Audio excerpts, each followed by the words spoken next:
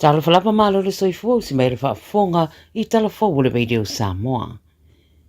I se ripoti au pitorata mai o le taua I Iran po sai tu tonu foi o whairo ai le Pentakani Amerika e pe ama le se lau fasa fulu sui o vanga au Amerika o whaamnu alia talo na amata le taua lea.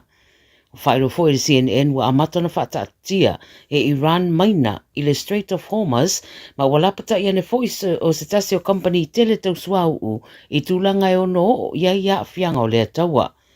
Le no whanga leo le Strait of Hormuz e uia tuaide wheewe ina o le suau mo le rarangi ma watau fia Iran e tau uia o lea no whanga. O isi talo le taua ua whaero aire tu ua ia le ampasa o Iran I Amerika o Israelu ma Amerika I le whaia ma le mautinoa o le tau lai o su whainga I tangata rautele I tonu o Iran le whapesiria le afe tolu se lau I lato ua mariri wai. Lo o whaowo peo su whainga Israelu I Tehran ma lo tau lai le tele o lato o su whainga I no whanga whaamiriteli a Iran. I saina, wa lipotia le sauronga le nei o loa au inatu I whafua le atunuu, I lua I lua maasina a mata o le tausanga le nei lua whelua ono, e ui I whaafita au li tau whiwhata wa inga ma le malo tele o Amerika. Wai mai le BBC, o whaamaumaunga o whaeroa ai le si itia I le sidia ma le lua se fulu pasene, o loa au ina mai I whafua saina, mo Januari ma Februari, ma o se tūlanga le lei tele lea mo whiwhata wa inga le atunuu. O lea fōla sanga o whaeroa mai au sauni ai le malanga Trump I saina I le amatanga o a perila e whaelo I atu I a Xi Jinping le taitai o saina. O le atunu urona lua lea le te leo lona tamau ainga I le rarangi mai wha moe tele I oloa ave nane I whafo ma ua whaeroa I le ripoti ua una ia malosi le si itanga lea I oloa ave ina I whafo o na o le malosi o le manaonga I oloa e whaonga ai le elitise po electronics e meise le si itia o le au whai o uta o fua o whaatoanga whapea fo I maoloanga osi te tonu saina. O lo iai se whai titinga I lea whai o loa ave I Amerika e meise o no tariffs manisi tūranga tau whiwhata wa inga I le vāo atunu e lua. O le vaiaso na tenei na whai roa I e saina o loa ave I whafo o le ki lava lea I le tamau a inga o le lato atunu e ui I whale tonu inisi o whiwhata wa inga whaaloto I whale whapea male mata upu tau I whale. I New Zealand fa mea to o lua talavona se sele ato no latu uina I le no fuanga e tuu iei fōa I a tangata I whafuane o se charity shop I New Zealand a o tutonu o lea ato lo iei marijuana ma se tupe ma o liputia le CNN na vave o na toe anga I ane talavou ia to o lua e avele ato. Whai mai le whaamtaranga le tangata whaingaruenga I lea whaleoloa o tutonu o le ato na maua iei tanga pepa marijuana pe ama le fast food tolu kalama ato ai ma le tino I tupe tolu wafe fitse lau tala New Zealand pe ona whaamaunia mai e leo leo. Wai mai o le aso se fulu walu o Februari na tupuai le mata upule nei Southland ai leo whailoa ina le no whanga tonu o le whaleoloa o no puipuinga a o nisi whamtalanga e whaatau talabo o lo o au fia le mata upu e whapea o se ari ma se tamai tai sa tuu ia le ato I whafo le whaleoloa lea a o whaatari mo le lata a vale sa service I le pisinisi au tawhane. Na wala awane leo leo ina ua toe foi I la ua ia sa iri le ato ma o lo o whailoa foi le ripoti na maua iai ma se whana. E leo ta ua le ripoti pe ua whaini morianga le mataupule nei, a iei tu la whono o ngaonga ni si lai whaatau I ripoti e mawhaina whaamatu mai, e mei se lawe mataupu tau le whaamsinonga o talavou, e la tau e lalo se fulfitu tau sangare mātutua. I Australia, o zaisi tu ainga fō le influenza e vave lavalona pepesi, ua maafuai le maririwa nisi o tamaiti I Amerika, ma ua afuai se suenga fō na whaia, ua whaailoa mai malona whaaiunga. Whai mai le 9 News o leitu ai ngā strain o le influenza e whai ngō le Super K na moi mai tawina I Amerika ia iuni le tausanga taruai au le ualia e mai Australia I le nei tau mawhanawhana. I le masino Januari le tausanga nei wa whai roa I le ripoti to honestful tolu tangata na mariri wai Australia e ia fianga I le flu.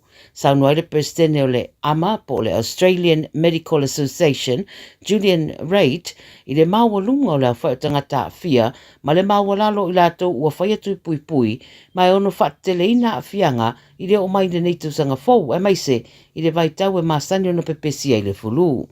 Ta ua le ripoti o tangata mātutua ma tamaiti lalo i folo taidima tausanga le mātutua e te le atu la matianga mai le awhia i le fulu a o le tausanga le te nei lua whenua rima e na o le lua se fulu rima paseni o tamaiti lalo le taidima tausanga na whaitu i pui pui le fulu o se au whainga maua lalo tele.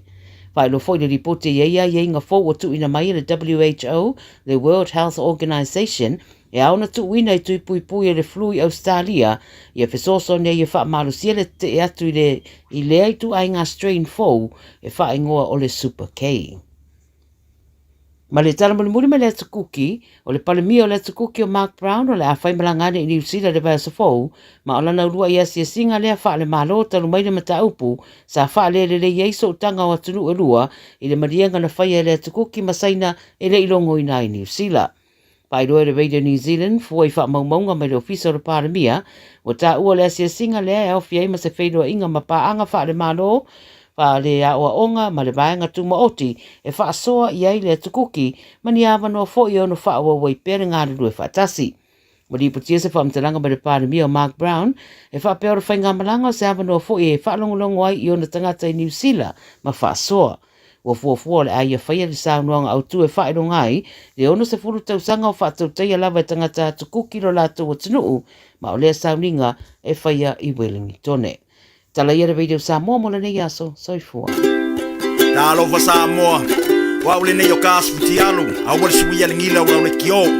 A eva mai ina se furu lima iwa kolu, a mo, Radio Samoa, vevela a. Hey, don't be that guy, or that auntie, ignoring a sore throat. This isn't just some drinks and lemon tea in your sweet situation. Untreated sore throats can lead to rheumatic fever. Nobody wants that for their family, eh?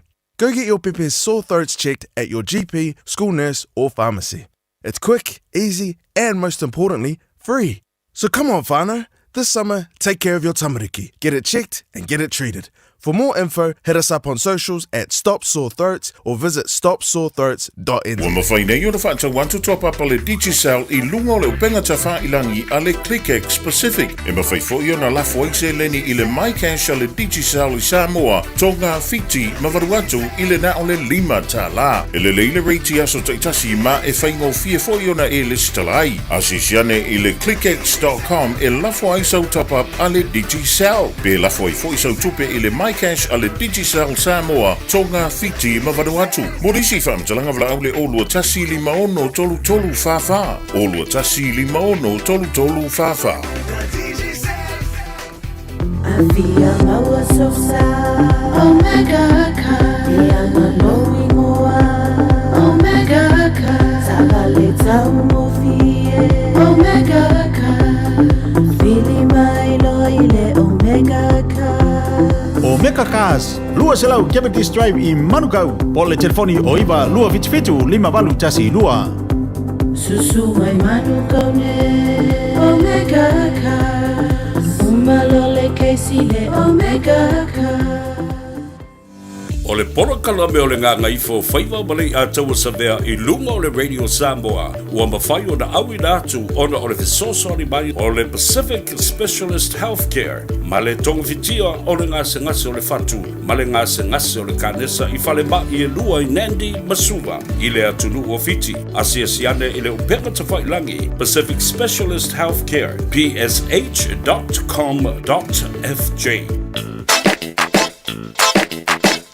Eva mai pea i le radio kasi lima iwa kolu a mo. Au ngā tele sunga mo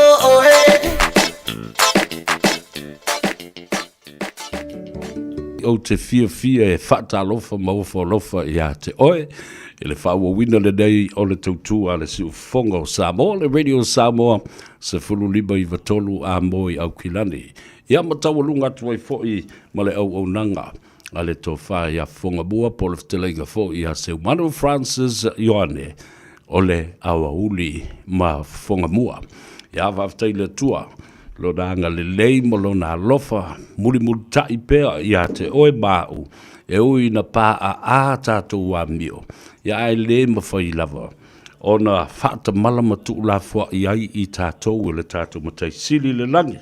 Sa ofa la le lei ma lo a fua i lau ua maua. Ia lofa ma le anga le lei o le tua tātou te sufi ai. ia ma whaafetaia lona anga lele ia te oe ma uma I tātou uma. Atulou I paia masani o le atulu le tātou vānu nofo, le tā whatolu o le vātangata o Samoa, wa paia ma mamalu wha le malo, paia foi ma mamalu wha le anganuu, ia ai ia mawalunga se vi inga o le tua, e momoli e ana au auna, le pai sina o le tala le lei, feoi o le langi ma le ainga sa le vi, ia o le lātou matafa, ioi e wha no manu I le atua, a wā oe mā uma I tātou uma. Ia a o le ua se mai ia le tātou malo whaalorangia. Pei o na basa ni ai. Ia so lulu o vai aso te tasi I le auli. Ia o le malu I fale. A tātou talanoa loi le malu I fale. O le fale sa o ale mea le tātou talanoa ai. Reality, it's the real house. We're looking for a real house. Ia mo le ai. Patalo fai mele ngang whaalalu. I le whaletua, e mele palamo, o le si fonga lea, o le tātou, po le kalabe malole, soifu mwia e mele. Ia, whatalo whatfo I loa fionga le ato savea, ia malo fo I le soifu manuia loa fionga, pesa e malanga ia wa pisi lava loa fionga le nei vai tau. Ia, whawhtei le tua, o lo mauawa noa e asisi fo I le tātou atunu, maasi fo I ia mātua maainga. Ia ma whaalu wako I fo I makele o kupe ngi me o whaala velafi. Ia ai ona o le soifuanga lava o tātou nei o Samoa. Whatoa umalo whai whaala velafi le teimi fo I e whaamana vai o le tua matongi se whaalo sa ilunga rau o lau pui manafa. E sau le ala sau noanga I aitu. Awe moe sa manuia ia lau fo I sa ilinga malo, ia me se fo I le ngā ruenga lo tautua ai. O a mai le tali mai le atunu upe a mai a ta por kalame leva yaso o mawhai lava o na auto so tai mamau ava noa tau te taladoai. Yeah, whakatei sabi, le ia taua, o lo tele lava le, especially e tele lava le au first home buyers, which is really good to see bea o le au nanga le nei, o le tātou por kalame le with Radio Samoa, o le tau manatu I le mamalu le tunu. Ye olo iai lava le avanoa e mawhaiea no whaatau so whale motu po se lawa awa ialo ma whanau so pe o le talo le fasili lo tele lava le o tu fasili o iai fo inai applications on the pipeline now. Mo ila tau lava e tali mai le e ala mai le tātou por kalame first home buyers here and some investors o nai mātua tua awa lewa na iei la tau mota I o tilo po le aia pe whawhewheo na whaonga le value le fale la ye le taimine ye fa ye se mota so le tali le fasili o lo au nga tele le tapor kalame mal fa sala noanga O le si vanga tābua te le malanga I Samoa ma monitora wa o iai ma ua whaalau tele le tātou au onanga. O le teimi lava le nei o le tāte whaasoa ma tātala noa. O lo maua le lei mai lunga simultaneously at the same time. O lo maua mai lunga le tātou wala leo fau le nā o le wha mō tasi o ono tesi ma le tasi whatalu whafo I Samoa. I le tātou tanu ua vai whai fo ena whai au alo whaanga ma whaamrianga I sioti nā. Ia mo loutou a ingo lae wawa ai ma sila mai. Ia ma whaalongolongo mai fo I le tāpol kalame. Yeah, mana ia tele whaftai lava lau whionga le ia taua ia. Whatalo whatu fo I le mamalu o le atunu o whaafonga mai po I nei New Zealand po Australia po. Ia e mai se fo I sioti nā pia whape o lai whaalongolongo mai le nei taimi ia. Whatalo whatu I le mamalu le atunu o whaafonga mai ia. Whaftai tele lava le mamalu le atunu o no lo o iai lava le lato trust, I suppose. Yeah. E mawhai ona whaonga ina le la o nanga ia manise fo yo alo ma fa na o le atunu o lo mawhai ona sosoani I tūlanga ese o le tātou por kalame lava le o le malu I whale po anything to do with the home. Ia, ai le ngata lai le nā. Wā ngā fo I le tāpolo kalame le whaafonga mai e Samoa I lunga le FM 106.1. E tāpena I fo I lātou. Lātou te malanga mai. But they have already been introduced to our program. Ia mau mai e fo I lātou wā e isi tangata Samoa. E o mai, o le matua tele au tupe. O lewa fo ina wha putu o lātou tupe, fo I lea offshore. O le whaangolongo mai. E ai la le avanoa e mawhai ai, ono mai sota I atu I lau whionga le whatua. Tātala noa, o lea lava le tiute, o le tangata le whaia le ngā ruenga le te whaia nei, as a mortgage broker. Ia po tangata fo I fau tua fo le ale tā ua o le anga I mai o le atunu o matangata tau te whasoa. Nai lo o le o sa o ala tau ia matala no I whale tupe mapulenga o financial institutions nei le tā ua o lau tau mtawhaioi. E tā ua tele le fsili le ala ia tā ua ona o le e peye mo I lava e peye le itele se malama anga pa e whawhewhea le whaongaina le au onanga a mortgage broker o mortgage advisor o le tāua le tūlanga lea. Tu so mātou le tutu le vāo o le mamalu le tunu ma banks o le mana ia lau lau whaongaina o se mortgage advisor like myself pe a whapea o le o yeisisi o e whaongaina le temi nei is we have access to all the banks. Ona e luasfulu 20 plus year lending institutions lea e mātou te ngā lulu e le teimile nei. So not just the banks. Ia o isi fo ia waanga like the second tier lenders. So we tele le avanoa ona o lea mātou te malama I le I policies ese a banks ese. Ia na mawhaile ona mātou fitu na ilo application po o fair le bank, po o fair foile institution that will best suit low application. O le mana ia lau le o nanga le ona e we will work with our clients po le malu le tunu ia mai tato paperwork ia na mātou tamu whaile kau eliminate lalo le stress o no isi teimu. Ia pe e mata mumuli whaile malu le tunu e o e whaasanga I banks. Ai o lesi foi disadvantage pa e alu sa ilo bank. Ia a e latua e le ai mailo bank. Ia na tu o iale ina. A le mana ia le whaonga ina o le au nanga le mortgage advisor o mortgage broker. Ese latu lo bank e le ai o na mato wole sa ili si banks o isi fo institutions le e mawhaio na latu soani le au nanga le o le au mai o se le ni ia mawhaio na whaatau le tato mauta so e tā ua tele le e te lelo na ese senga o le mana ia foi ona e tutongi mato e banks the banks will pay us or the lending institutions will pay us pe a uma na mawalo mauta so e te le level benefit e mawhai ai ona te lele se senga o lo walu sao le bank ma le whaonga ino le o nanga mātou. Malo, whawtoi tā ua tele le whamamla moina o le matau pula wa sao le ia o tātou tangata fōi. Ia e ai ia le tūlanga o le ngangana e whaonga ina fōi. Ia mamwhai e ona whaingo fie ia I lātou. Le whaonga ina o lau whionga le whaletua I le ngā ruenga. Nono winga, e taipe I ala o le tangata alu e whaatau tāwale. Whaatau tāwale le ainga. E o tufo I finances a car dealers la toia. Ai fua I lau credit rating o lau tupe maua o na whaatu stusa lea ma le finance e whetau I le lei ma oe. I le whaatau ina o le tāwale lea. Ia. Yeah, so lea lau sau noanga na o na o le mana I o le whaonga le mortgage advisor e pe leno tā ua momoa e ia mātou policies of banks o malava. So mātou te au ili po fairly bank that we are highly likely to get an approval pe e te lele avanua e moa ma yesi tato I oe. So o le mana ia na o le whaonga ino le o nanga mātou e mawhai ona mātou fitu na I tūlanga whapea.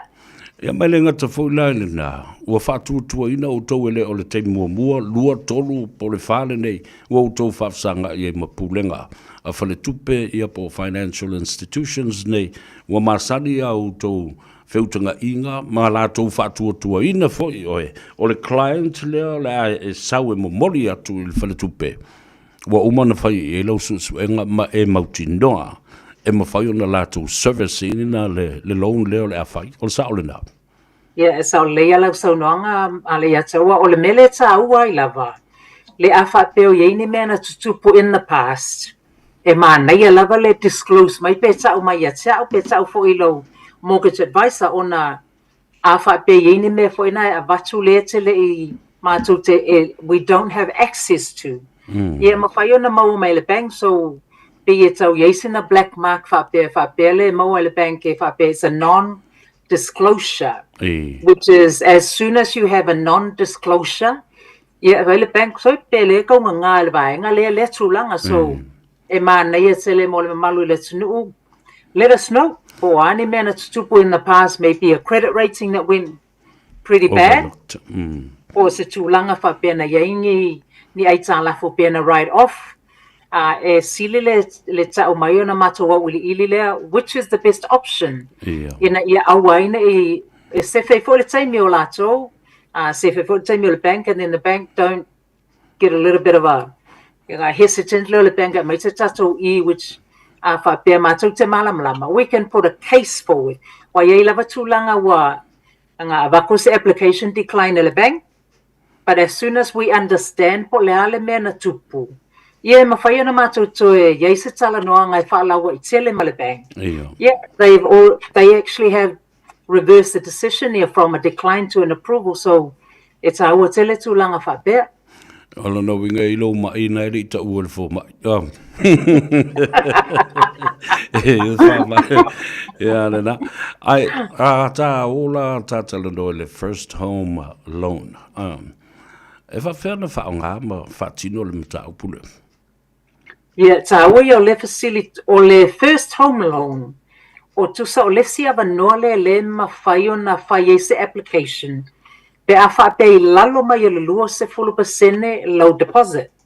Wafam tuafoi o banks, e yeile li miti e alau mai o le Reserve Bank o applications e mawhai banks on a right, well, I live whaasa mo sa ole, they can't write up to a certain level. To sort of say application, it would have been declined under the policy of the bank. Homes, and the banks have got an agreement. Underwrite your kaingaora homes, your applications lie. So it's an exception under the policy with the Reserve Bank. So ole tulanga la le mana ye siava noa, provided you meet the requirement, it's another window of opportunity. With less than a 20% deposit on the submission under the Kaingaora and the bank's agreement. Otherwise, it would have been declined solely under the bank's policy. Malo whaatai wā o te marmulamba I le tulafono le nā. Le olof so soari mai ai ia Kaingaora po lea fo ia. Le vaenga lea e tau wha te le ai lau deposit lea lea maraumia mai ele whaltupe. Ai, e le meta o le eligibility requirement for the first home loan. O le ala le mana onga le te tauna whaamlia ina ia le whaltupe. Yeah, taua fo ia o le tūlanga tusa o le vaenga le under the first home loan. O lau minimum deposit lava tauna ia 5%, and it must be a savings or even your Kiwi saver. It's a tawana yeso tupe fo ile le tonu, so the Kiwi saver can be your minimum 5%. Your lesi tūlanga whape, it's a single applicant, pe to tasi lava oile apalai.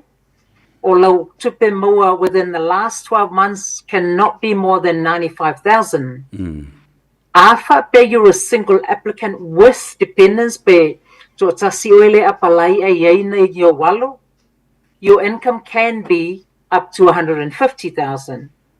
Afa pela as a couple with no dependent or dependents, you're the same in ole income level le tasi a se lau le masfulua fe ile within the last 12 months. So those are the main things, is the income threshold, and it must be your first home.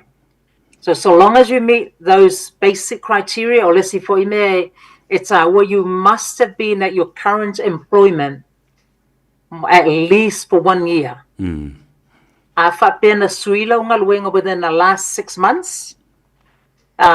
It's so long as they will consider afa pe you've been in the same industry. Maybe it's a health industry, but with suilo employer. So long as you've been in the same industry within the last 2 years, they will consider it. So the main thing is 5% low minimum deposit, income 95,000 per sasil applicant. Or one single applicant with dependents, or a joint application, or the maximum income is 150,000 per annum. Right. Ia ta ua tele wai pui fo i le whare tupe la tō I a lato investments ai mai se fo i o o tupe ia o le a whamatu mai I se nono ngā tupe mo le whale fau mua lea. A la le tāua ma le au ngā, le benefiti o le home loan, the first home loan.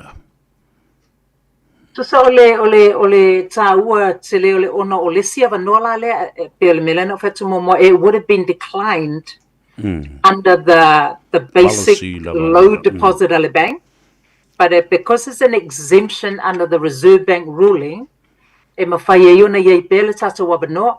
O lesi tūlanga mana ia le pe awha pe ke qualify under the first home loan, you will still be eligible for the special rates that the banks offer. Mantua fo ia wha pe lalo le 2% low deposit, and you go solely under the bank's policy. Ele eligible tato more special rates. But under the first home loan, you will be eligible for the special rates as if you've got a 20% deposit. Ole mana ia la leo na e ina iona pingi fiki e mwhaina mo mai ai. Ia, malo, whaftai tau o tele. Whaimatanga ia ne lungo le tātou screen, o leo iai, ia le telefoni, a le whionga le whaltua, ia e mele le whonga le tātou porkalame. Ia mwhai ona e wala au iai, pēr umal porkalame, ia mwha mamlama tiri atu ai ia te oe o lua fitu, valu tolu fitu, valu wha, valu o. Ina ia tango e vale lau peni ma le pepa tusi whalele iai le telefoni le nā. Ia e te wala au ai I le whale tua ia e mele. E iai ni fi whaapitoa e te taula tutongi I le teimi lea ua whai e le application po o le tālu sanga fo mo le first home loan. Yes. E iai le fi tusa o le fi la lea o le e charge la o le fi le kaingaura. E tasi 1.2% o le amount o le tato loan le apalai mai. So it's a 1.2% what we call a low equity margin. E mawhai ona pe off e oe as a one-off pe afa pe yellow savings extra.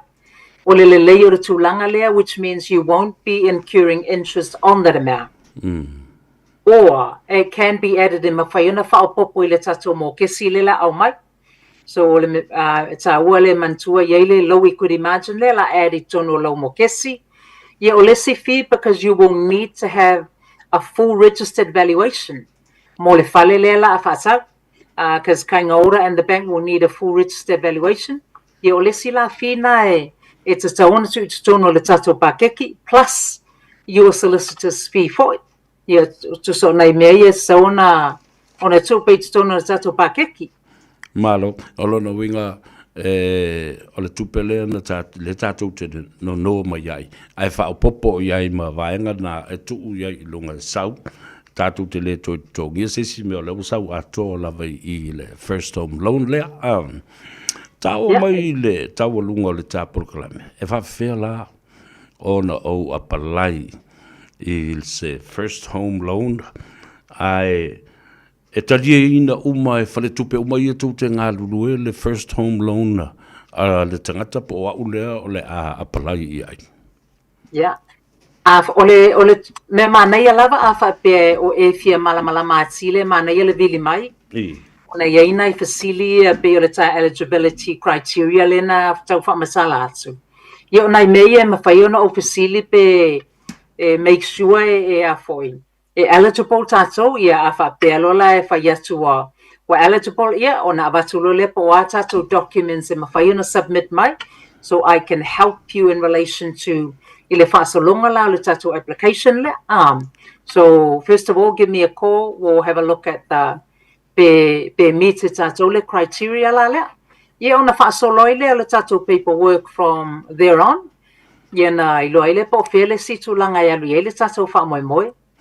Malo, whaafte tele lava I lau whionga ma le teimi ua whaavanoa mai o te tono le nā fo o le avili atu se tama matua ma se tina matua o le lewa na ta oto I lunga le moe ngā lai kangu I meo le telo le tupe lai ai. Ia la fo e posi lava a la se teimi a la matua mawhanawhana le te leo o le teu ngā tupe o lo le whale tupe whale tua ia e mele le avanoa le lei e whaatino ai ia le moe mitinga o lewa na mana o se whale le ua malo lo retire. Ala aulu telefoni le nā, o lua fitu, valu tolu fitu, valu fa valu o. Ia, la fotu I lo I tu vai tau lunga mai e la whiwhionga le whaltua le tāpura kalame le so. Ia, whaatei foi lei a tau o mo le nei tala noanga le nei fiafi e pei lava ona tātou tala noa pe. Ai lava se fasili ia, e ma nei a lava le bili mai whaatala noa po ia nei loa lea po lale si tātou la sanga o le a tau ona o iei le tātou wha moe.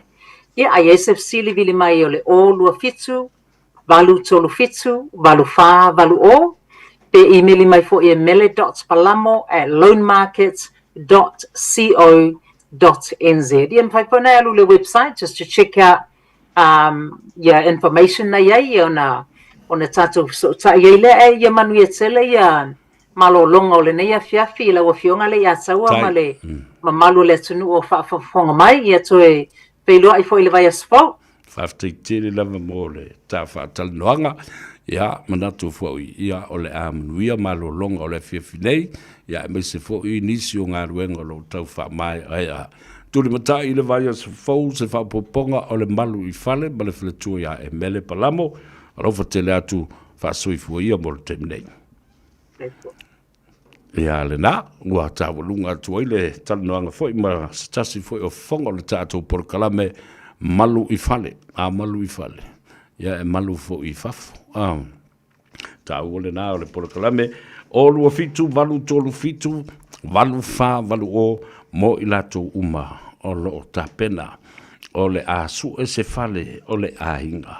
Le fale mua fo I first home loan buyers, ia. La wa matu tatu telefoni o lua fitu valu tolu fitu valu fa valu o. She go dance for the money, yeah. She go dance for the money, that. She go dance for the money, yeah. She go dance for the money, that. Tick and tock, tick and tock, tick and tock, tick and tock, tick and tock, tick and tock. She dey dance for the money, yeah. Tick and tock, tick and tock, tick and tock, tick and tock, tick and tock, tick and tock. She go dance for the money, that.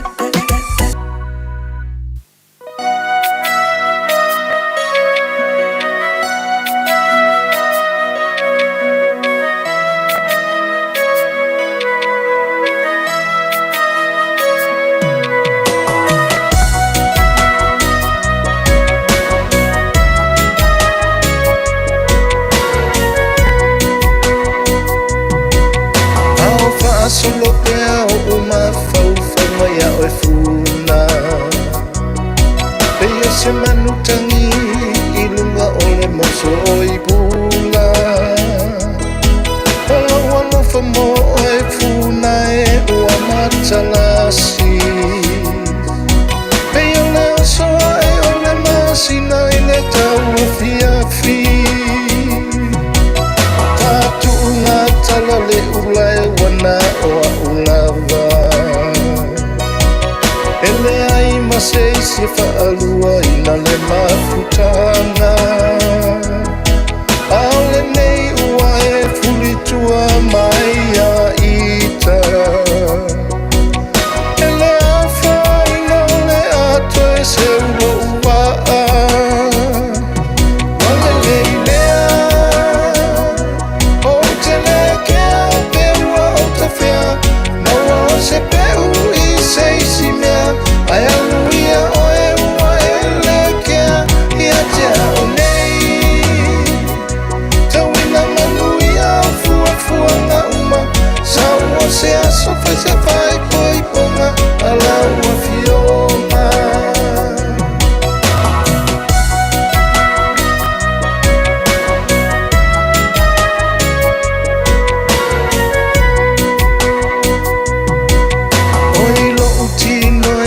Sau fo I le vai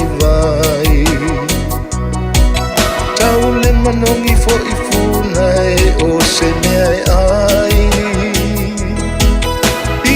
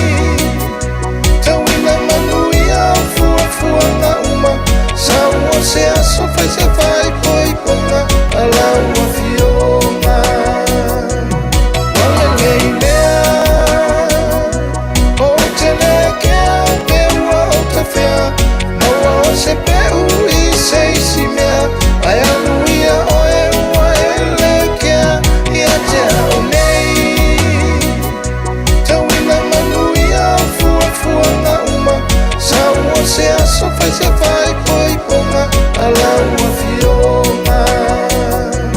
Samoa se aso fai se fai poi ponga alaua fioma.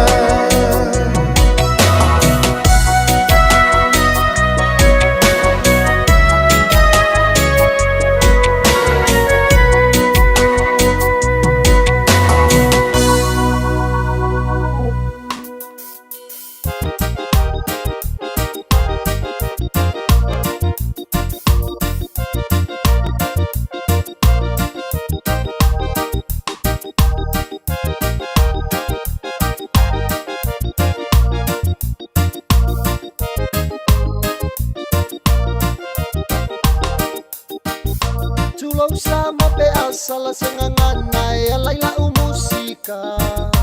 Le fa'ao ngā le Twitter ma le Facebook le tele o tangata. Le upu whaasama o tamaatangata e whawhangai upu matala. Le awa ia e la upu a o se pautuanga. E o fotele o si o uloto I mea watu tupu mai le Facebook. Wa whai ai su e ngata la a o sila sila o le atu. O mea e mawhai o na so o la upule I le wafa le uo. A o le a ua vevela I lo koko. Se sunga wha o ngā lo mawhau whau. E ai e wha lele mai mai tau. Le ngangana whao ngā ina e tau mai ai se lo mai vai. Maia e mana tuaina o Samoa umalo whai tau ai.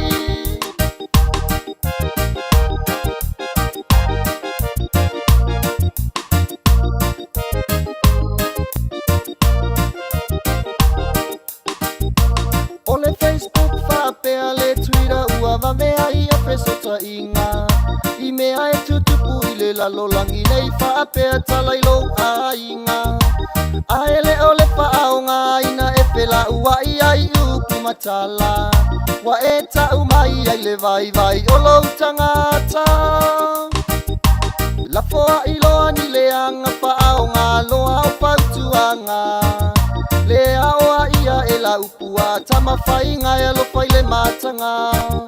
Ina I matua lo o tapu tapua I la o a mama ota. Ta talo I le ao ma le pomo Samoa. Se sunga whao ngā lo ma whau whau. E ai e whalele mai mai tau. Le ngangana whao ngā ina e tau mai ai se lo mai vai. Maia e mana tuaina o Samoa umalo whai tau ai.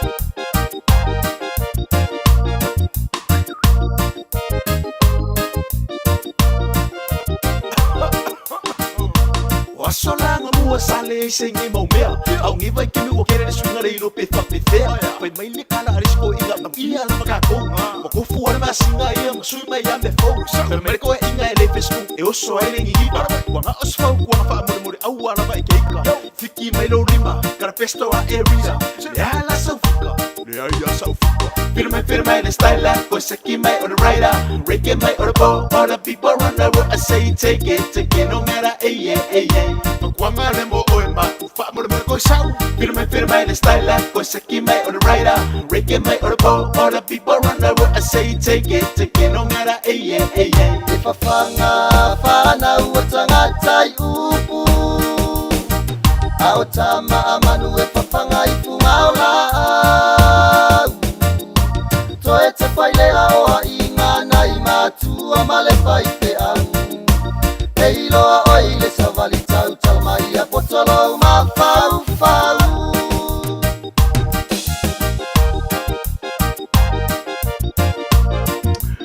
E ole nā, whawhiwhianga sui whiwhiloi o le manawa o ngā luenga ma le ngā Gagaifo Faiva o Samoa.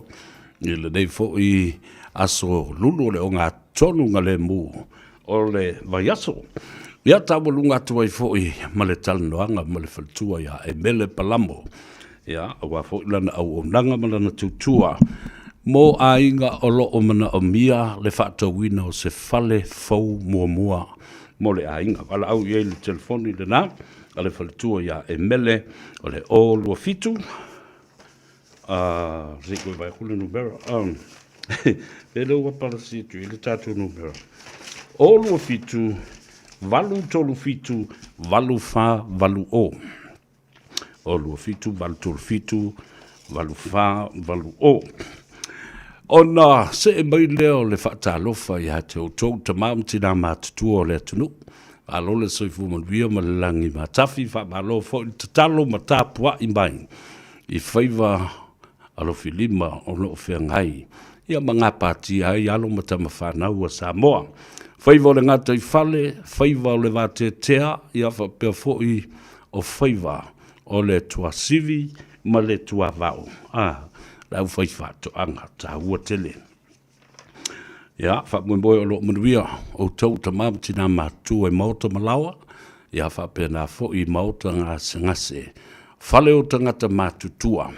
A tālofa, ia te oe, ia e mwise fo i le whātālofa whapitoa, i le tinao sio mātua hinga. Le fionga ia Fortino whamele, a via e sera. Ia, o whaatau tuli ai i ngase o le tino. O le tatalo whaatau anau i le atua. Le o tali mai, maua i le malosi matoe te i mai. Maua lona fia ingu ka whala au nena. Ia ma wha malo tu fo i le au tausi mai, ma le au ka ngulu ai tu le mai. Talo whatu malo le on sa i a te au tau, whaatalo whapitoa. Le fionga le swafa, le malu tupe ia ma le whaletua fo ia ana, ma le nofo alo ma le whanau. Alo tausi matua, talofa i le fionga ia le malu tauma oe, whapea fo ia le tumaitai ia tō rise, ma le fionga le tō oli tō filau e whareima sambu, ia ma le anga le nei fo i lo tātou tina. Ona o mai lea o lau whasoa, e le tāua tele o le fono usu o Samoa, o lo o whaatino i le teimi le nei. Ia, o le nā ua mānawa ia ngā ruenga le fono. Ai o tele i loa pēna pāsia le tūla fono, tau whaofi le nā. A wā ia le mataupu, e winga i le fono whaavai, ai tū malo. Ioi, ua matua i ta pena le lei. Ele fionga e le minsta, le sunga alu flufi moe wha wo, Julius a kui, ta whafunai. Ia se isi sila lai le se senga o lauri i, wai o mai le teimile nei. O la lava, e fetu ia i lava, ia malalafo mea tala, ale isi tu le epa ma fontoe, ia whapea fo ia le li o li mongi. E la lafua i o i le minsta lea, e ili tata lava i le minsta, aisea, matua i whai le minsta ia puka si o wari ia. Mai o te ata i lava ma o whapea. E matau tia, le anga le leo le atua i nei te tai tala vau. A o le whilinga lea na whai nei e le atua. Ma whau uina i tangata nei. E le masalomia le lātou tautua i o lātou ahinga manu uma a fio anga e meise i tu maloma e kalesia. E sao noa lava mawhitalai i lātou nei.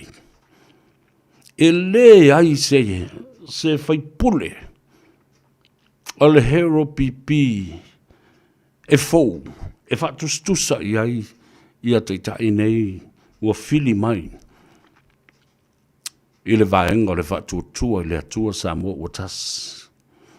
A e tango fo e whatustusa, fola sanga o upu ma saunoanga ma me whai. Nā te sila fia Samoa le wingo lau tala le avatu.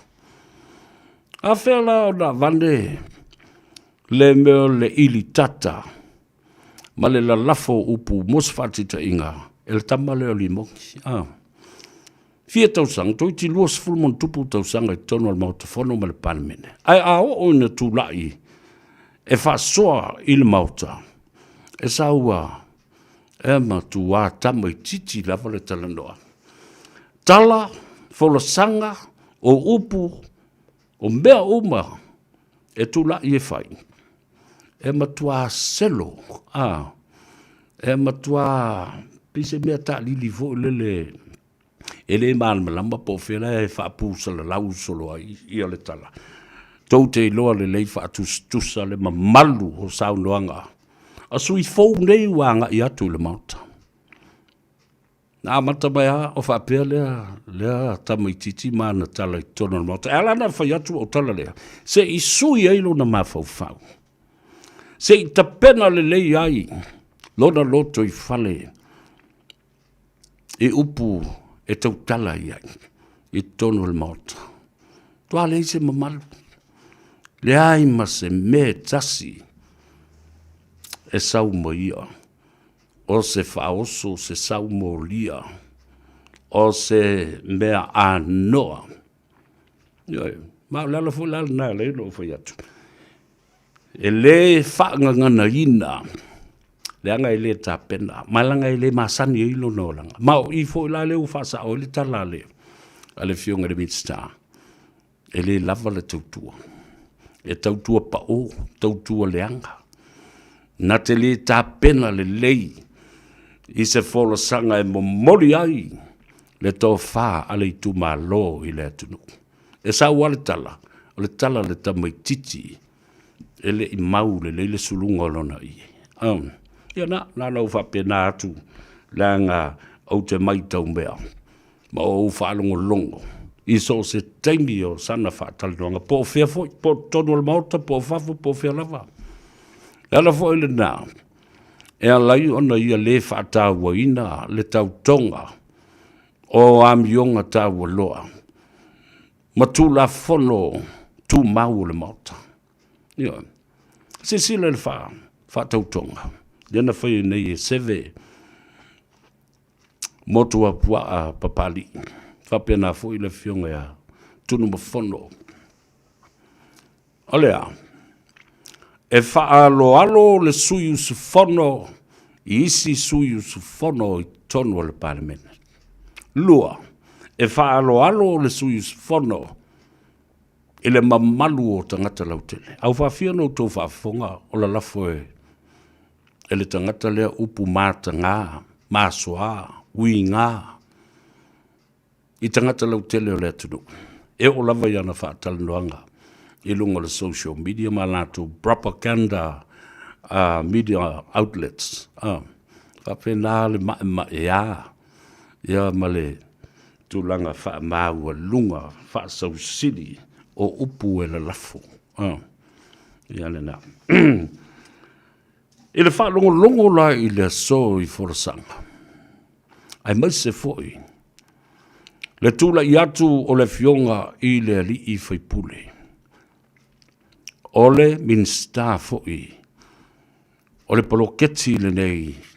Tasi le miliona lea ole a update ma upgrade I le 2 miliona tala. I le masino o iu lai o le tausanga le nei. Ese le matango fie.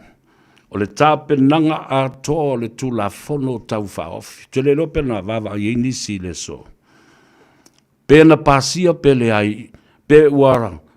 Tawa lunga ngā luenga le fono. Matolo po a wata au te le ulo I ai langa te le I mata mata. Peto e usu le fono I le aso tai au le aso stofi. E na ia pasia whanati nati ai le tu la fono le nei. Passing of a bill in urgency and emergency too. Oka. Le manino le lei o le folosanga o le tu la fono ma teunga ma vaenga na ngā I ai le tāpenanga a le fionga le minsta.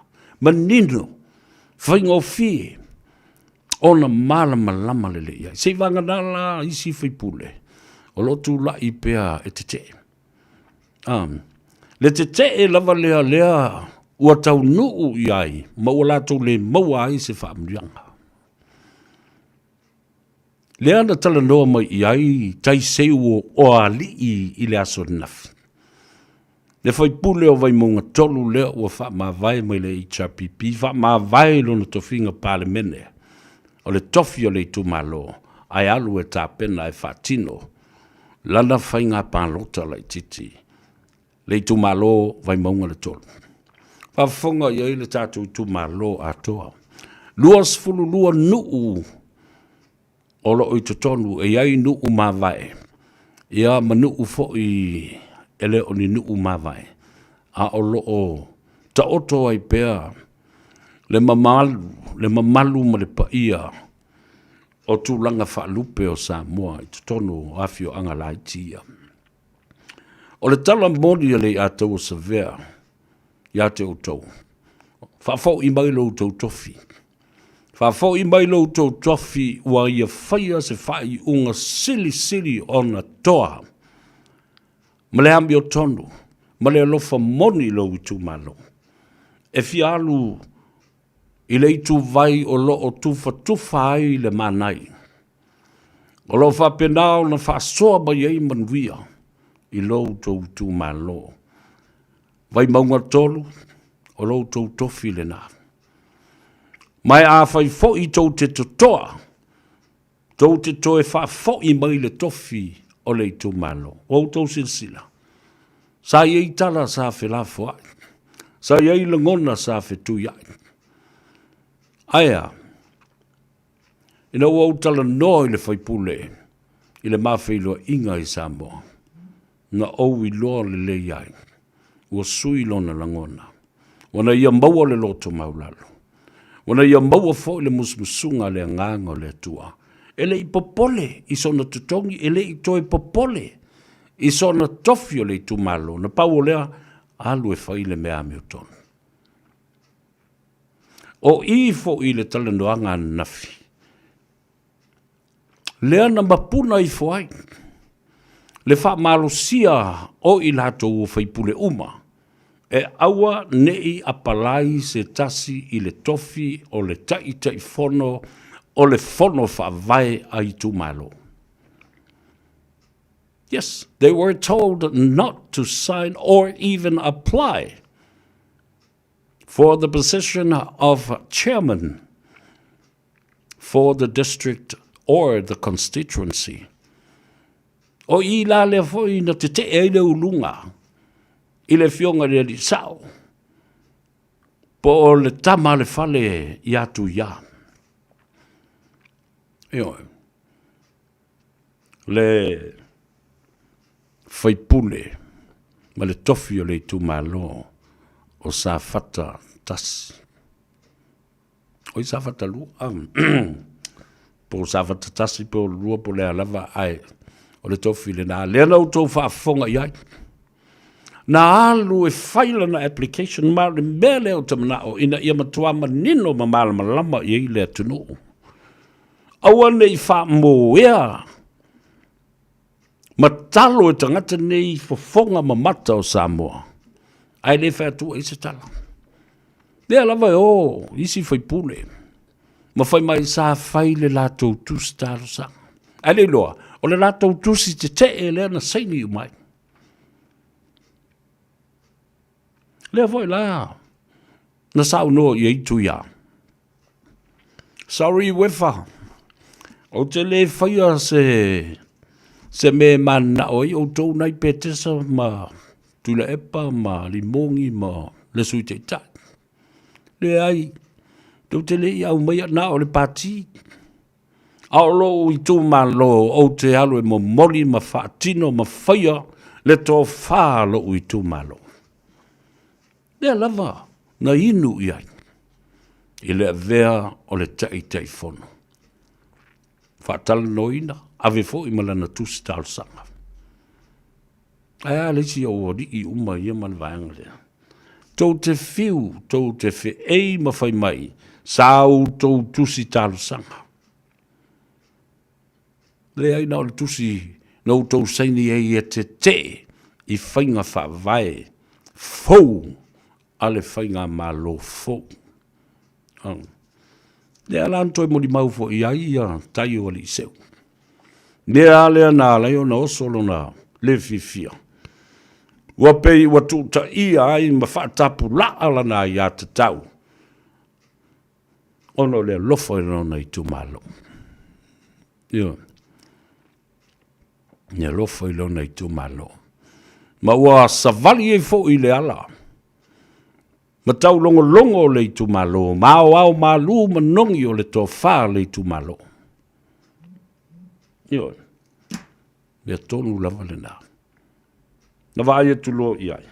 E fōlinga mai e li lifa le I tu malo e alu ese ma le HRPP. O le mea le nā na whai. Ai le I alu fo I o. E whaasanga I mata. O tu le epa ma le vaenga whai. Nā le mena whai. Tusi ia le tusi. Tusi le tusi.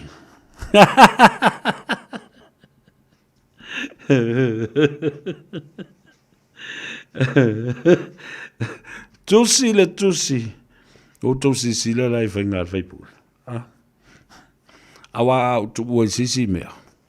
Tu ua sisi tu. Ma wha winga sisi tu. O a tasi moe. Le tō wha I le ali I whaipule. Tātou te le whiangai. Mai o te le mana o foi e iai se tātou wā. Ni upu tau te la lafo mai ia te au au te le la wā ono sai. Ia nau tū atu la ia lea whaise mea I matou tangata. Ai o le tala sa o le tala na. Ai o lau pepa tau te whiangai. Ia na ave lola ia le o. A sa o le whaipule. Tusi ai, matau ai. O lau mana onga, ma lau whanonga, leo lau I tu malo. Alu ase. Alu, e whai le tō whā, ma le whina ngalo, o le I tu malo. Ia nāla. Toi tu lai I whalo ma le pare mian. O le aunga atoa, o le wha moe, o le wha tūtua I le atua Samoa ua tas. Na pese atua I lava. Ina ua lata, I le whainga pānota wha nati lea na whaia nei pa ole snap election. I lato wha lawi loa ina ua whata ape le palemene lea na alu I tō mua, alu I pule ono I salawhai. Ma pese atua I lava. A o mātou toi fo I mai le whātūtua I le tō Samoa utas. Watch this space. Yo.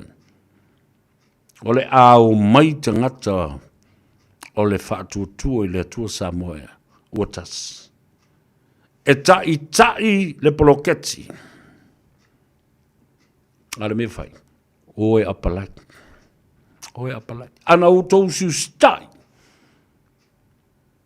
I le criteria mua, malona tu langa nga whaafsenga mai ai le taiyala wa uma, ona tu whai natu. Oe apalai. Do the application. Make an application. An expression of interest in the chairmanship. Aya. Na o tau whaalango whapea. O lo tau tutu whatasi, mo tau saini le tusi te te. E ave le whamsinonga. O I nā tau te manu malo mai ai. Liu I whale mea, langa le whamsinonga. Liu I le mea, langa le whamsinonga. Ai tau te malama le lei ai. O tau se sila, le tuli ta mo e ina, le fionga. I le whamsin sili, o le loia ale HRPP. Na mua o vavalo atuai I tu ai ngā whesili ia le a whai nei. Ele fionga. I le whamasino sili. Po so se whamasino nate tango fia matau avel matau pula. Leana matua si pela le lei mai ele fionga.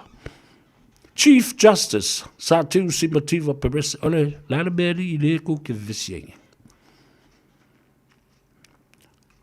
O iai se ta iala, o la lango iai whai unga ale whainga malo fau o lo iai nei. Tali I. O le ale mea lae tusi mai te tonu o whainga wha vai fauna. Tali le, pe mai ele o whainga whaavai na sawai le lua whelus fulmalitas. Toi watu le visiri. Polo keti ai. Le whainga whaavai ai. E iai se malo si anga ese atu o le teitai whono nei lo o tangata uma o lo ngā lulua I te tonu o le whono whawai. Pua le loa I la fia tali. Mea uma ia lena o ta ua tua. La o tau silsila iai le mea la o iai. Ia o tusa o lena matua fuia le whamasino. Ia le lo ia lena sau. Ta lo whai. Ao whea lao iei le tomai e whautua I nai. Te wha mole mole, papa stui tati e le mata upu e le o se mata upu e alo ia. Ma whai iai se manatu o le whamsinonga, o le teltununga o le whamsinonga, e wha vale valea. Wa le la whai atu nei ia te utou. Le mea sili o na tāua, ma o le whatu fo I lea na ma fua I nei le vevesi nei me mau mea uma. Leanga ua fase fulu mon tupu tausanga. O whainga whaavae ia atu la epa ma le hero pipi. Policies, protocols, conventions, legislation, rules. O le lato upu o le tulafono le na. Ai, o te whamanatu I atu oe. Walanga, o le mea lena mafua ma I le vevesi. Ma wha vevesi ai I le mafau o tule epa ma le hero pipi. It was the unexpected. O se mea na tupu. Whaafua sei e lei mafau wina.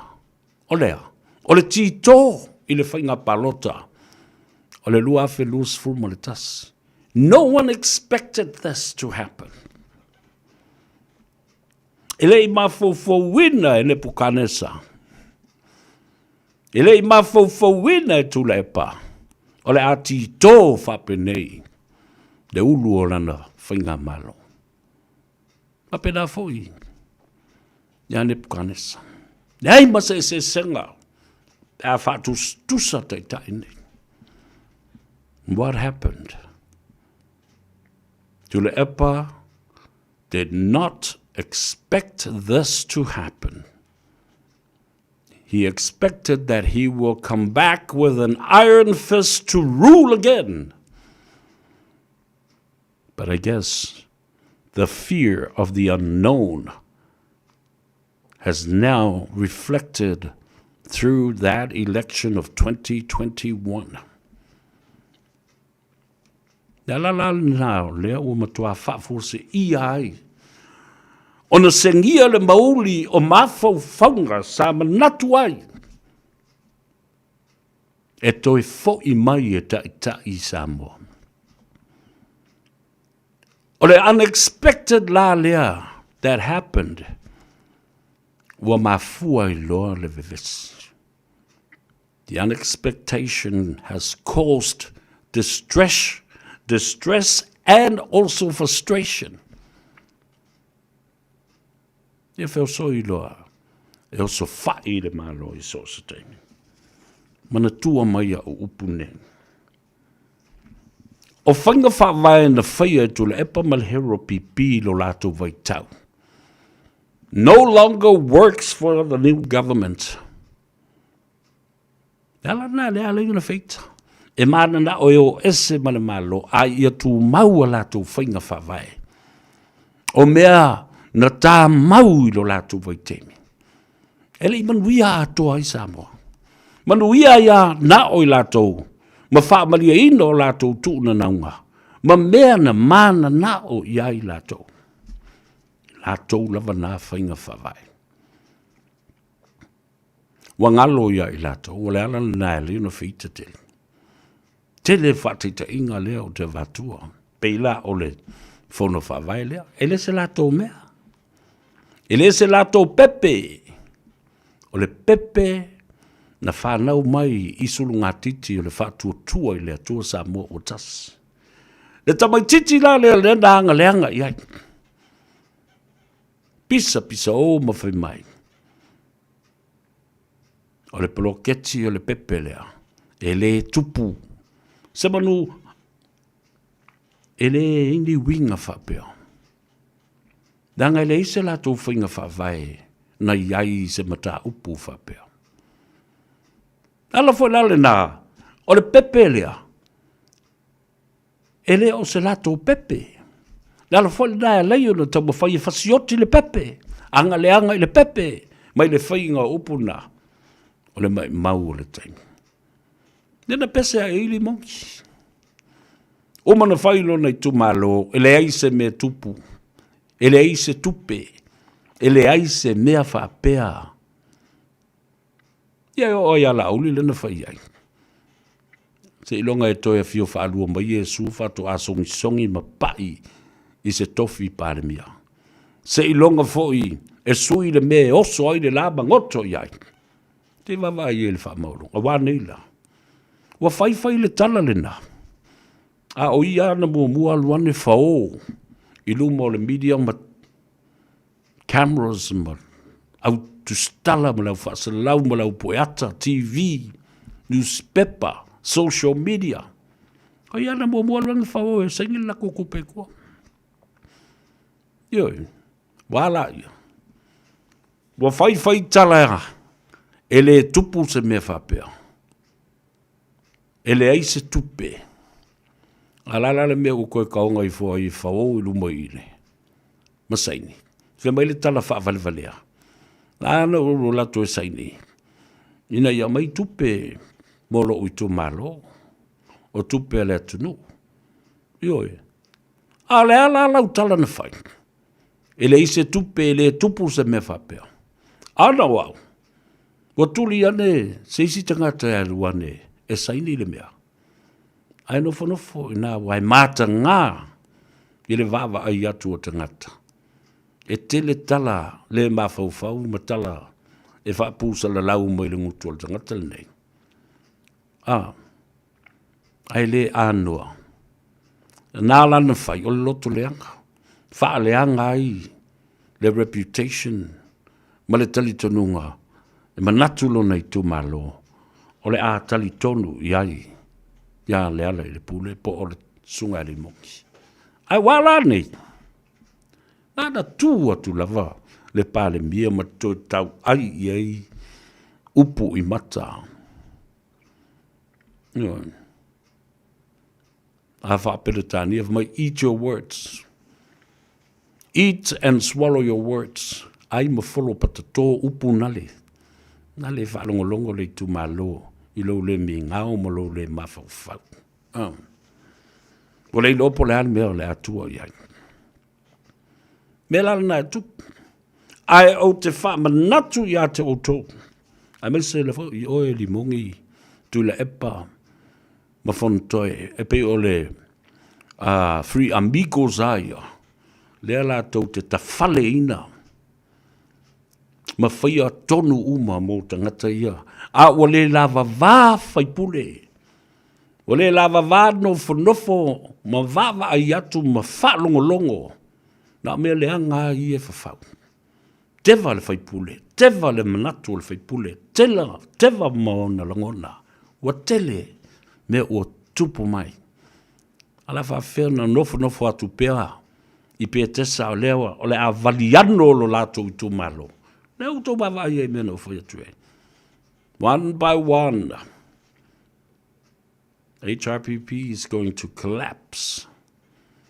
Ai alualu nei la, o ese manista ngata, ai le atoa le toa fitu.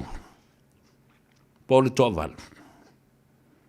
Ia no lo la ia le tutu, tai tō tasi ma tutu nifo. Tal sao tala nā. Le taunu mai o le whainga malo fo. E te tau o na sui whaavai uma o mele sui mō lelelei. Ma le manuia o tangata uma wā o mea na whai e lauri ia. Whainga whaavai whaamali nai. O la tau lava loto ma manao ma manaonga ma tuina nau. Lauli, the new government, the new prime minister, should be new policies. New protocols. new rules, new laws, new conventions, new piece of legislation. Sui mea na. Ina ia talawhea ngai, ma le taita inga le malo ua iai le nei vai taimi, mō le manuia o tangata uma. Io, mō le manuia o tangata uma. Awa nei ngalo ia te oe tula epali mongi ma fontoe ma autou uma i le tūle nā o lo la lango ma li lifa pea ia tū mauwha avaya na autou whaia. Alau tala le nai le fionga le li pāre mea. Good on you. You want to make change? Change these conventions. Ai any policies po ni tula whanawai? Change them for the better and moving forward. Protocols, sui. Ai tu la fono fata mala o le anga mana tāpena. E masaa ili toto le tangata e peo le tu la fono whanua maswafa. Ma le tau mawhai e fatu o tonga. Le whonga whale lona tolu e tu maoti ma tu tō tasi ai le whamsidonga. Ma ave sea ile ai ata tau o toi a pili ai. Le mata upu le tangata le whamsidonga o pili. Through the Supreme Court and the Court of Appeal, do it. Ioi, aua ni ngalo, wha manatu ia te utou. Nē foi wha fonga le li pare mea. Suinga le lei e te tau o na whaia i le teimi le nei. Aua le popole fo iai. Wal mel na lei ona. Ona ole wa feita. Wa sui e la uli mea uma. Au te mana o e tatai oi i upu nei o le atunu. O le taimi ma le mea e tupu wai. O le taimi ma le mea e tupu wai. Tau te leo toi tu malo. Wa sui le whainga malo. Nā tau te le mulmul tai i mea na outou whaia. Na pakalu ai le atunu ma ngau ai i lesi ngau ma tau ai i le whanga au. O le aso ma le filinga, o le aso foi ma le matai ngatila. Upu e whaia, i Faiva o tau tai, ma e tāpua i mai i whanua. Longo lei upu nā. O le tai malona tā anga, o le tai malona taanga. Ese le tā ua pa autou i loa fuafua le mea le nā. O le lou fo i malona fuata. O sui te tai. Sui fo i a lātou whainga whawai. O le lou malona fuata. Tau te pepese e nā mea aile whai. O le lupo fo i malona alu. Vai upu le ngata i whale. O le lupo fo i malona alu. Ai lea itu malona pū. Kutou wawa ai misa mene yo iku a whao e risi eiku le pū o risi eiku. Awa fo i tau te whāloko so o i upu ia. E le sau lisi e itu e siva i lunga rato ngā mau o lisi e itu. Ngā fusu anga iku, kinga e lisi e iku, lisi e iku. Langa i kaka kelele e iku, alua kua mauru lisi e iku i kongo langa pū. Mā whau i upu nā leo te watua nei i ate oe. O tau le nā. A wau te whai atu o le taimi lava. Na malolo ai le hero pipi. O ni tu la fono mani whainga whaavae sa le leo na la tu whaia. Wha au wau e la uli ma le whainga malo. O le telo mea. Whainga whaavae e le manuia. E le manuia ai ta ngata uma. Manuia ai lavana o i la tau pipi i le ai ua mea o le li o le kengi lea. Ioi. Tala sa o le tala na. Leo whalunga tu. E mai e whao wau le whono. Lora winga o le mea le nā leo whao wau nei. E ono o lava i le whaitaunga lo no tolu ma pāsia le tula whono le nā. Tau wha ofi. O le tula whono e pui pui a i ngā ruenga. A whono wha vai. I le maunta whono ma le parliament. O Samoa. Mea nā leo te whaitua. O le taimi lava na malolo ai. Ne he ro pipi matu lepa. O taimi fo le nā. Na manifi ai loa. Ma umai i nā rātou whainga whawai. Ale umano whai atu le sunga lau li al male. To ai ni whainga le leie manu. Ui ai le atu nu usa whata oto mai le nā awari. Whao ngā. Ma wha le leie a tiri. Ai a whai e le ai. Sui. Ai a whai fo i o iei matangata o lo wha la ve lave ai le melea. Sui. Io, o tātou. A whai ma tātou tali ina ia malama lama tangata le mea. Na e sa o le whai mai ia losi pari. Le mea ngai ai e lesi ai ku le ulu o lesi ai ku. Le la kufua. Maulu fua le pu o lesi ai ku ai. Bole alu ia. Vai se pu e punga ia. Le aula. Mose Tanielo. Talo falava malo se fu maduia fa mai. O ke lea o whaavaenga whau e rawari inga. Ia malako vaenga. E fe kou i lava ia la kou ia. Ai, e le fe tau i mo le ma malu lau tele o le atunu. Lea o mate ia e le atunu. O sila fia nei la e le atunu. O mea ngei, o le kako ke vesi ai. O whainga whaavae. O whainga whaavae. Ua matua alu ai loto ma nganga. Ma mafau fau o tangata nei. O lato sila. Who the heck is Lauli to come and change our conventions? To change our protocols? To change the rules of the game? Sorry, Wifa. If the game was unfair, ion te taula ia lea. Ona sui tu la fono ma whainga whaavae o le talonga. Na ia pāleni ma ia manuia ai tangatau.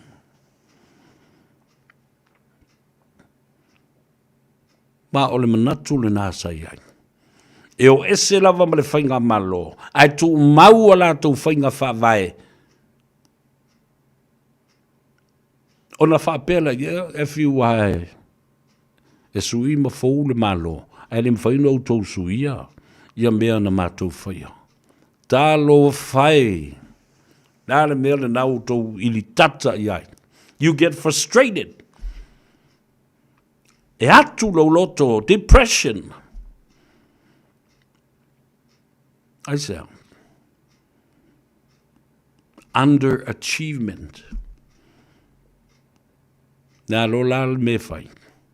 Attack and accusations are born out of that. Nā lisi mea e tu lai mai ai. O la ngona uma ia psychologically, it is affecting and has a great impact in your mentality and the way you think. And what happens? You become very desperate. The desperation has been seen right throughout, through and through. Tuai loma ma watu. Le tūlanga ua o iai mafufongo tangatene. Tā ua ia o mata upu o te tala noa tuai. Ina ia mana tua upu nā. Ua o mana tau taimi, tau te le mali lie. Ua sui le fuata, ua sui foi ma le lou. Ua sui le taimi, ua sui le mea, ua tupu ai. La whawhewhea ona o tau tau tutu pēr. Ele o toi a vea o tou o se malo.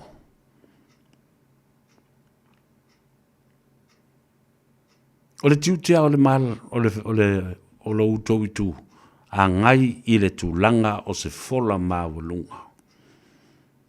O la utou fautuanga ma le tuu a lalo, e a mai, ia la uli ma le malo, al mele mai. O le whatonunga. Tau te fia whatonua mai le pale mia ma le te tai o le atunu o le tamao Samoa. Mea na wala yo no utou i le tata a walanga. I've been able to expose that.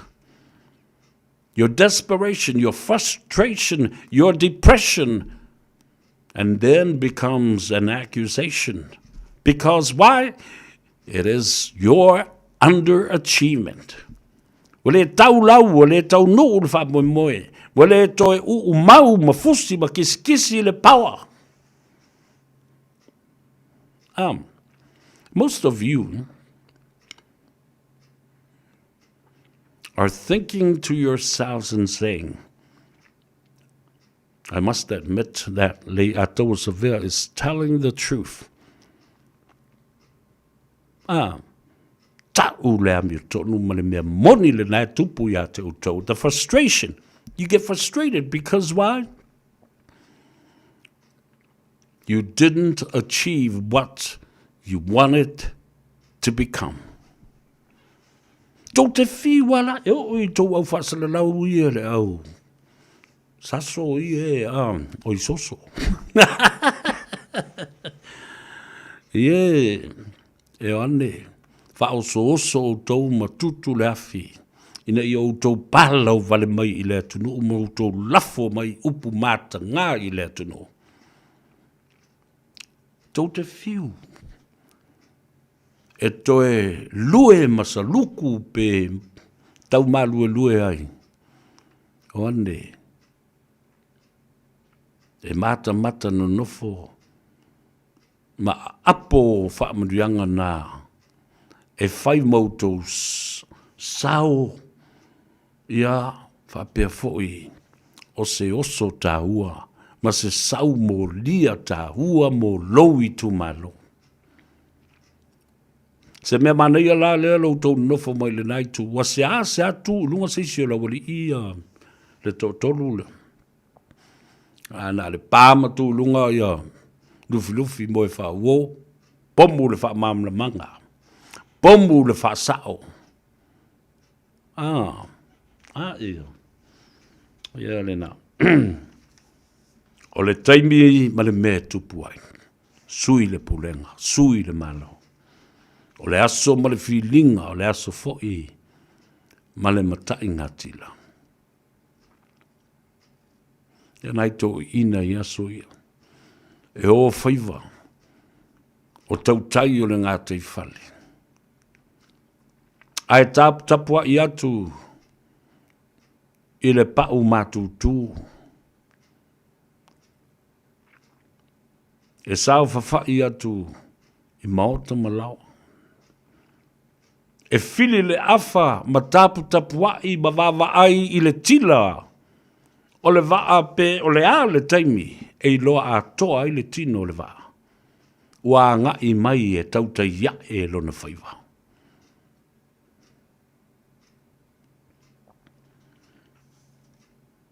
O le tai malona tā anga.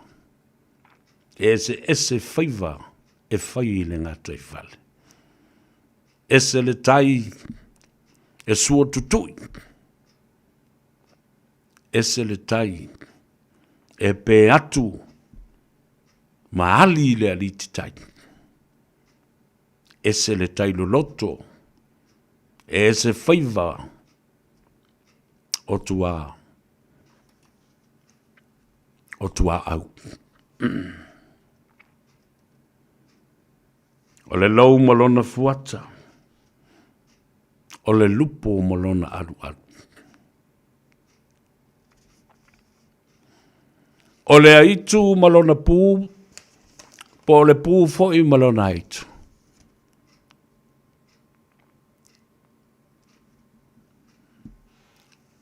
O le lava aingi misangi aiku.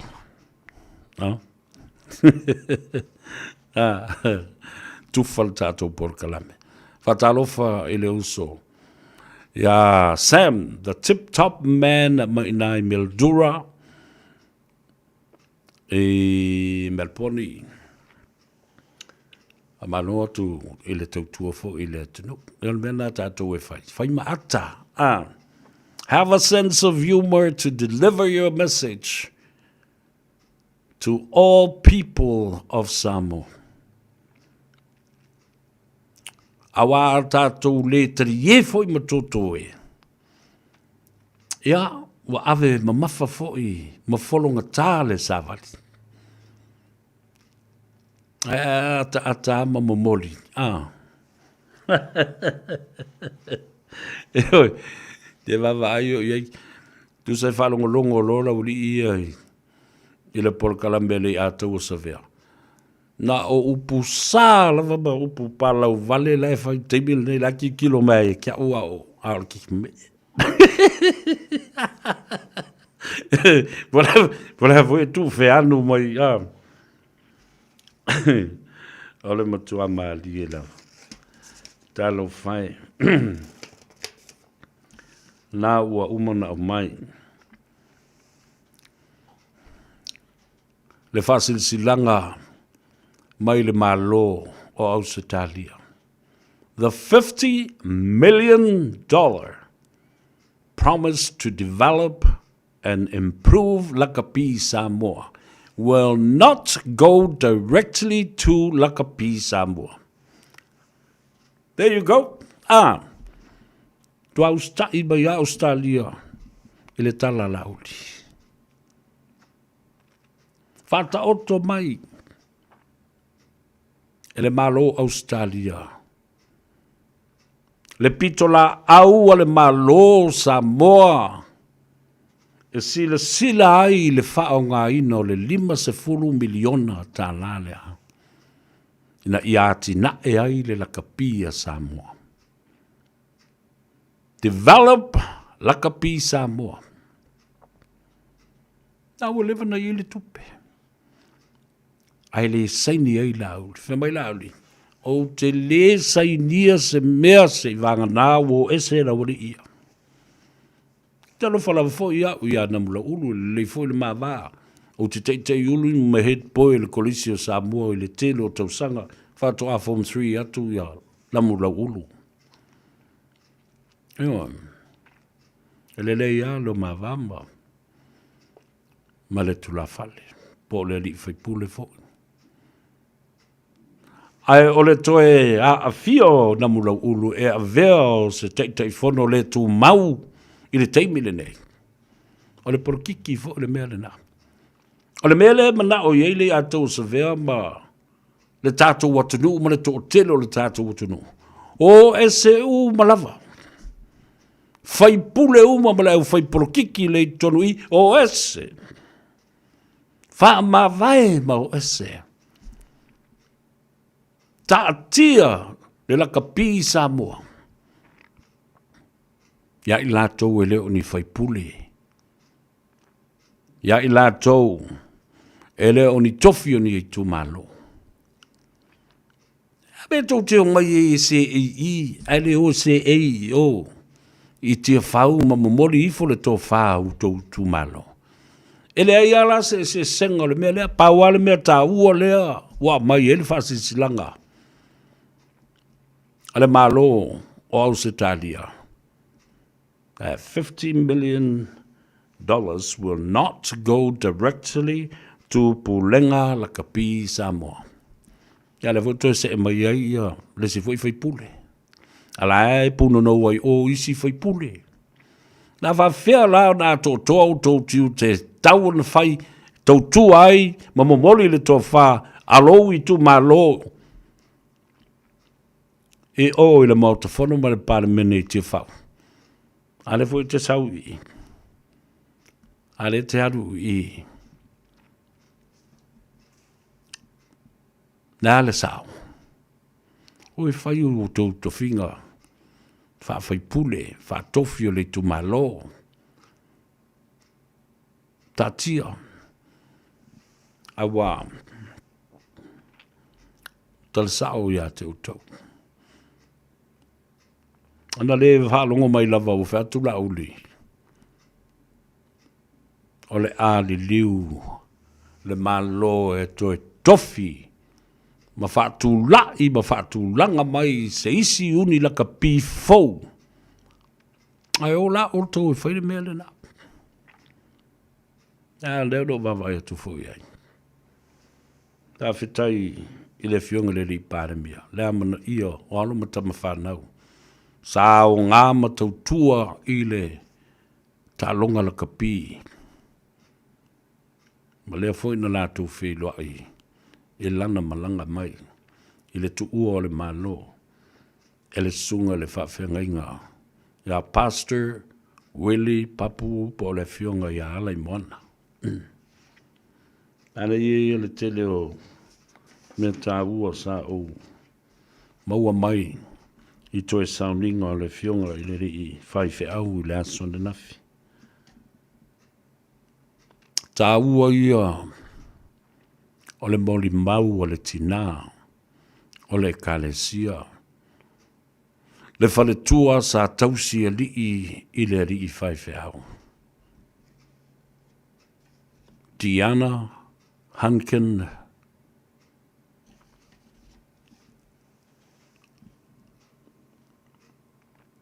Male no whalo. Whamai le saunuanga aletina. Toi taimi o le sunga le whawhenga inga. Ina ua umana luluti o na tinga. Savala au mai ai i lona whaletua. Mom, come. Tilo i lunga o le whaalo le whale. Pula toa i ai ma si o na lima. Whamai, can you see them? Can you see them? Ai tilo atu i lunga le whaletua. Ele ai ase mea. Mike, can you see those angels coming to escort me to heaven? Kia mele whaletua. Na se si i a lima o si ona to lua whaiwhi au mo whai mai. Mam sau e se i ewa ai i le mātango fia o le mea lea o te tilo iai. Ai whai mai le whaletua. Ele i mo whai o na mata na wa ai iai. A o le pupula iai matala noa mai le whaiwhi au. I le maua e ma le ma eu le mātango fie o le ngāruenga le tua. Ma le mea lea ua aine i ai, ma lona talitonunga o lona taunu unga lea. Nga marati ana ai ana i eiloa. O lea ua ai i mata wha lea nganga o lona tolua. Ma whai mai, can't you see them coming to escort me to heaven? Pele vai atu i angelu mātango fie le rato mamalu o mai. E o mai, e tai atu, ma tai mua, ma tai matali. I le momoli na atu o au. I le langi. E se le tā ua tele o le mori mau o le tina. I le aso na nafi. Au whaafonga mai le kalesia, whapefo i le tausiali, i le whaletua. Le nofo alo, Diana Hankin, Willie Pampu. Tua watu fo i le nganga o le whamaisenga. Watu fo i le nganga o le wha mawhana whananga. Ma ia iai le file mu. O le nganga pa ia ma le tua. E loto lo toi ai i te tonu i. Ina ia mawhai. Ona toi fono o fatu ua malepe.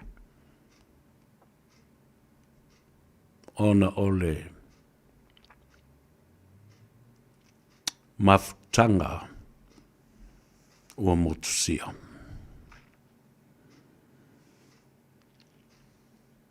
E se le tāua o le tuua o le malo o le nei whaifea. O whapena fo i o na awa o ina ai i tātou. E mea sa tutupu i le soifuanga o lea tuita. Ma le le fina uina e se tangata. O le loto tele. Ma le whaatua tua i lona wala aunga. Ma lona wha uina. Ina ua tāwa vai ese mai le e kalesia. Wha vai. Tō tele tangata le lorolangi atoa. Sa lātou. Muli tai le nei. Tamari i po le nei fo i au na le tua. Pamai le tala papu. I le vasenga o whawhengainga ma le au whainga luenga le tua. Come fight with me. O mai tātou tau whatasi.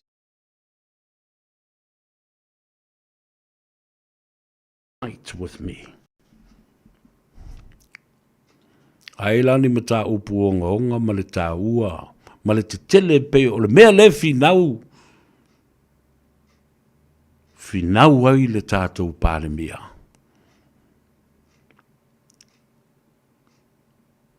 E te tau foi. O na tātou tau maia. That's exactly what Lauli is doing. Let's fight for the good of our people. Come fight with me. Come and join the fight. O mai tātou tau whatasi. Ale ua umana sau no Lauli. E le to tau wina to tasi e le malo se taua. Po se atinae. Pe fausia se olo. Ua mana mia. Tātou te tau whatasi. Tātou te tutu whatasi o le whainga malo. O le pūlenga mamalu a li i mawhai pule matangata lau tele. No umawhio anga.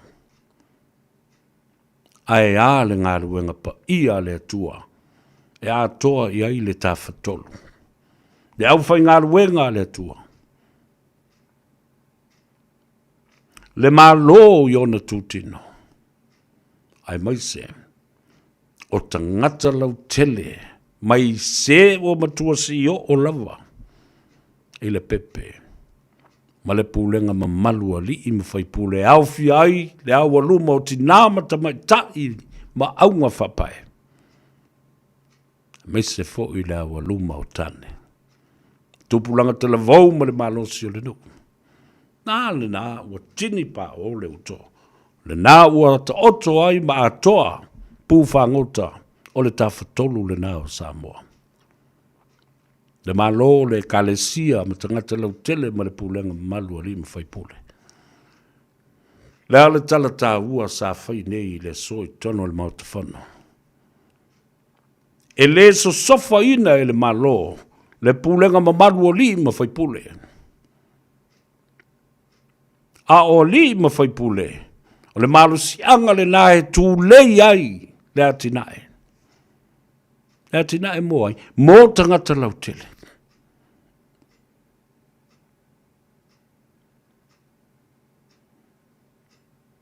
E le ma whai fōi o na nofo le malo. Whapena fōi le pūlenga ma malua li ma whai pūle mō tangata. Ai maise o le pito la au a le a inga sā le vi. Ia, ala whamai le tua vai lua tusa su tātou manuia. Tele na wa i mta upu te fia tala noa i ai ma whasoa i ai. Pe tai. O le tātou teimi. Ai a le si whaswai taulea na utusia mai le launga. Ale whale tua i atiana. O le ri whai whi au ua malo lo. Ma whafu i atu e le tua. I lona fio anga pa ia.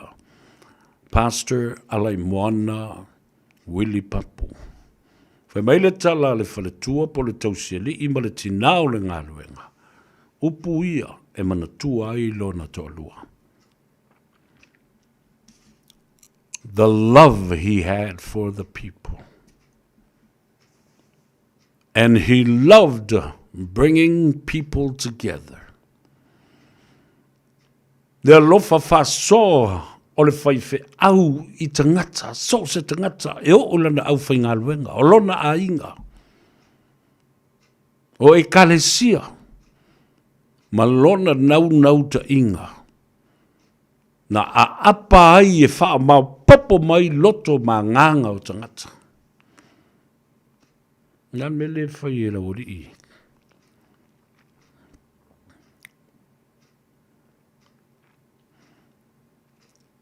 Ma o le tafu ino le afi. Ma tutu whaatala li e whaolo a taua i le ngona o tangata. Whawheita tangata. Whawhe ai tangata. Wha ai nifo o tangata. Nalan me tūrei mai. Le ai se fi le mū o tangata.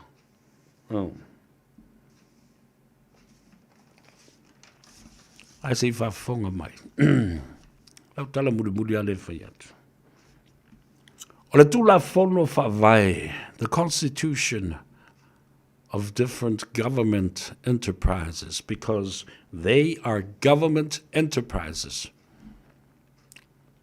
E a apa iei le malo, le taimi a apa iei whaalelei, whaatulai, ma ia a tiri ai ona manuia o nā tinai. Ai ole fa vai leo lo ta oto nei le la kapi Samoa. It is an independent society constitution. Melna lea lai ona tutotas matumaoti. Ma o te tau fo i ona toe tanga i masila sila iai. Wha mātanga ai le wha vaelea. Ina ia mawhai ona apa iai le malo. E wha le lei atili. Whai ni suinga le lei. Awa a le iai ale malo. O lo o whawhanga ina. Le ngutu o le lakapi Samoa. E le aia ma sesi company po sesi sponsor. Na te toi mama ina se mama matu watu le ngutu o le lakapi Samoa. Le whamai le tua, anga le lei, i le wha mai a ina uti ute mga luenga o le whiawhinei. Ia wha pena fo i ona saunga le mu, le toi fo i atu i maunta malawa. E le ngata i lea, manuia whainga taulanga le whiawhina nei matali ngā sua ma malo longa o le po. Toi ala whai ma malei fua mai le tae ao i le wavenga e whaia e le atua mo i tātou i aso uma e whao popo i aso leola. Manuia leo whainga luanga tutofi e le atua a pena fōi ona whaamdi atu i la uo whai au. Reverend Seti Uta male whaletua, le nofa alo male e kalesia e whakasā olo o ia tausia. Ile afio anga male tātou nuu male a inga i sale moa.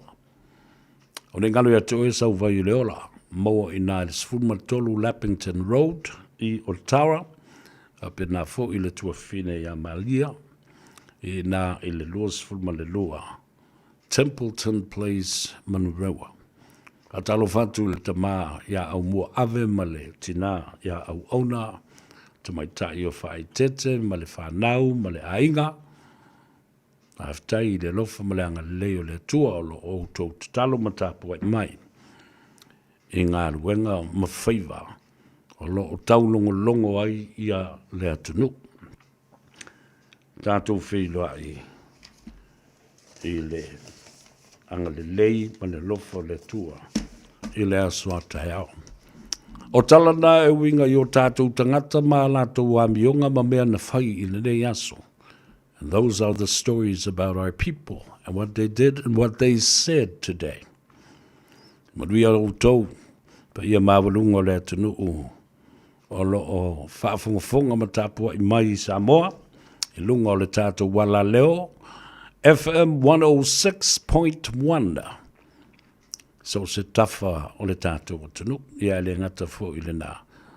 O i lātou i lunga o le tātou apio fo linga Facebook page, ia mo le tātou YouTube channel.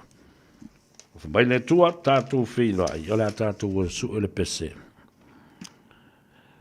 Le atua tātou te tau mā vai ai.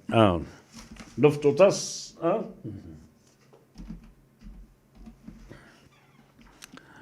pese aia nei lo mātutua, le atua, mai se a anti vai tupu len tu si le pese, lo whaanonga mai ngai. Salt Lake City, Utah, Malatamattai, Emma Jane Lawson. Mai se o tātou ainga uma. O lo so le nau i le malo tele o Amerika se o se stebi tātou tala noa. I le taua live fight i se sae tu tonu ma o se inga Amerika. Ma Israelu i Iran. Wa fiu e whai atu. Iran surrender. Ai whai mai atangata Iran. No way, Jose. Tātou tau. Nele la wapa pole ai neile he to ino Donald Trump. Whapea ia ai oso nātali i Iran. If I had to ever make Iran, we will fight until the last one standing. Tō tangata nu umuri a o tutoe. E tū lava matau. Ia tele le tunu, e a tau sa vea, se uli, le urua i ali i le nei. Lofa tele mo oi, soifua.